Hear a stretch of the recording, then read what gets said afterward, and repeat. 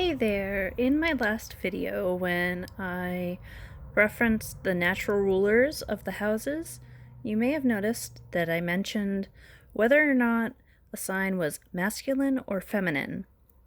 These are known as polarities. Much like yin and yang, light and dark, positive and negative, each sign is associated with one of these polarities in keeping with the balance of things. This book right here, I'm going to be referencing a little bit throughout the video. I think it's a really great beginner book. It covers all the basics of astrology. It'll be a huge reference and a resource for you throughout your journey in discovering your natal chart. So we have the positive signs and the negative signs. The positive signs are known more or less as the masculine signs, and the negative signs are known as the feminine signs. The signs that are associated with positive or masculine are Aries, Gemini, Leo, Libra, Sagittarius, and Aquarius. Actions that involve them are running, dancing, thinking, embracing, celebrating, exalting, challenging, fighting, pushing, and pulling, and taking up space. The attitudes associated with it, the sun shines for us. We view all as potentially bright and abundant. We thrust out with creative endeavor, without regard for barriers or reactions. We are certain that smiles, happiness, and opportunity will not cease. Unstoppable and determined to succeed, we will further agendas by means of actions and intimidation, words, and ideas, not caring a jot for the consequences. We express raw archetypal male pride that brooks no resistance. So the signs that are associated with negative signs or feminine energy are Taurus, Cancer, Virgo, Scorpio, Capricorn, and Pisces. Their actions are experiencing, resting, absorbing, tempting, adorning the celebration, avoiding, being pushed and pulled, being the space taken up.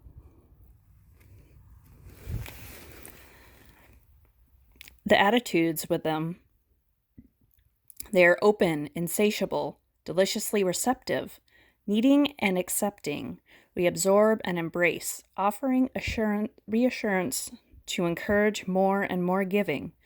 We are always full of anticipation and ready for completion, but unlikely to feel we have achieved it. Reflective, critical, and monitoring.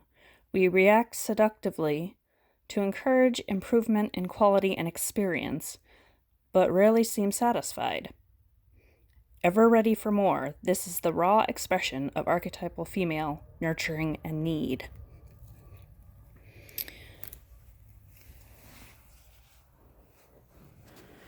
Now you'll notice in your natal chart from astro.com that there's a box depicting the planets.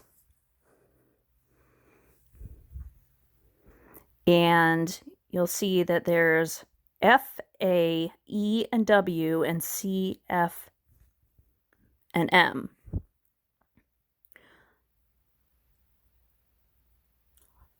So they fall under any of these categories. These over here are the elements, or also known as the Triplicities: fire, air, earth, and water.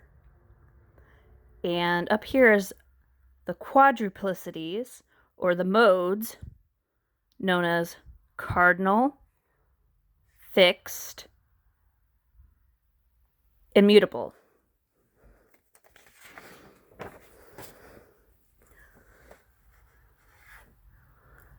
I'm going to go further in depth with the elements. So fire has Aries, Leo, and Sagittarius. Earth has Capricorn, Taurus, and Virgo. Air has Aqua, Gemini, and Libra. And water has Pisces, Cancer, and Scorpio. Each of these signs are divided equally among the elements. These elements bring a certain energy to the signs, like another layer of depth. Those associated with fire are the ones that tend to require action and movement. They tend to be impulsive, saying yes to something without a thought of the consequences. They also have a spark about them, a passion. Fire signs can be constructive, creative, joyous, loving, and triumphant. Or this energy can manifest in negative ways, such as anger, violence, and destruction. Fire builds up as well as breaks down and has the ability to intimidate others into action. Along with these traits, though, is the ability to bring light and warmth to life. The next element that I'll be talking about is Earth. It represents the material world. This element is linked to wealth and possessions, and because of this, it tends to rule all business activity. Those largely influenced by Earth are likely to be more stable, rigid, and permanent. Where fire starts and ends things, Earth is able to cultivate and grow those same things. From Earth, we move on to air. This element is associated with mental processes and is linked to Mercury and all forms of communication. In my book here, there was a great description to coincide with air. Air describes our ideas and the words we find to express them. The stories we tell, the letters and emails we send, the books and articles we write, the news we relate. Air also signifies the reassurance that leads to understanding and forgiveness, and the explanations and arguments we urge upon others. On the other hand, air can also relate to mental anxiety and neurosis. Misused, it can generate lies, spin, and manipulation that draw us onto the rocks of disappointed hopes.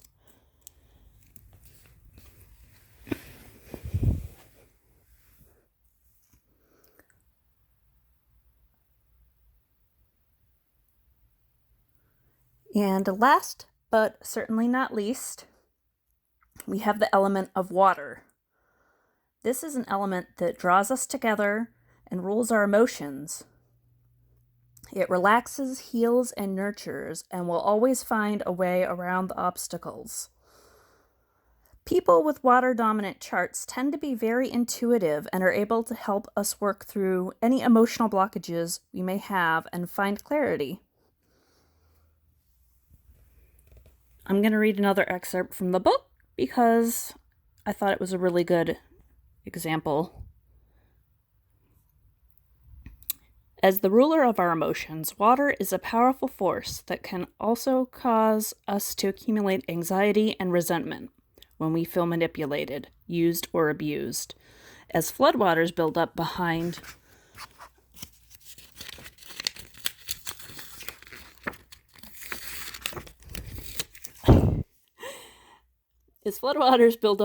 a dam and eventually overwhelms it, our emotional pressure can burst out uncontrollably, leaving hurt that is hard to heal. With awareness, we can use the positive energy of water to make cracks in the dam of pent-up emotions and relieve the pressure. You'll notice that more unevolved signs, especially water signs, tend to be kind of volatile.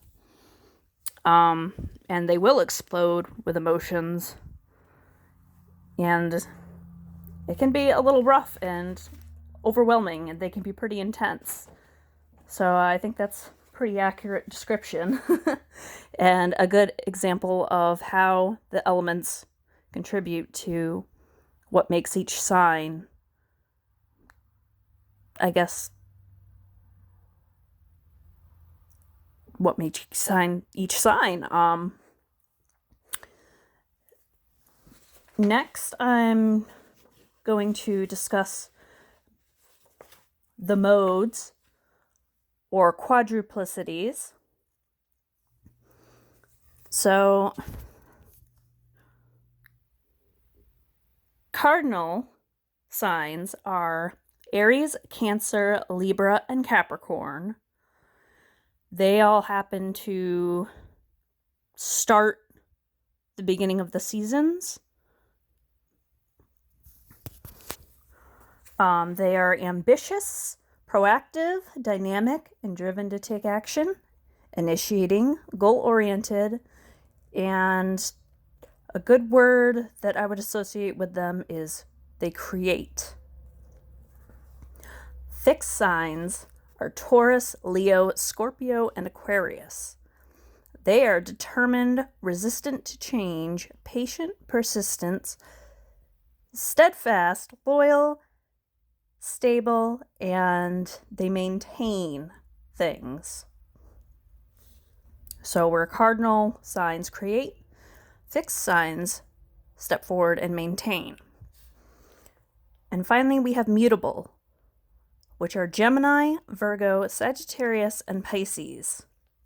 They are adaptable, flexible, go with the flow, persuadable, multitaskers, scatterbrained, and they transform things. So it creates a nice little circle. Creation by cardinal signs, maintenance, maintaining by fixed signs, and transformation by the mutable signs. Everything kind of works together. And that, I think, is it for now. And I believe next time I'm going to go over the aspects. These things down here with this little table. So, feel free to leave any questions if you have. Anything I could go more in depth with or further explain, I'd be happy to. And I hope this helps you. All right, bye.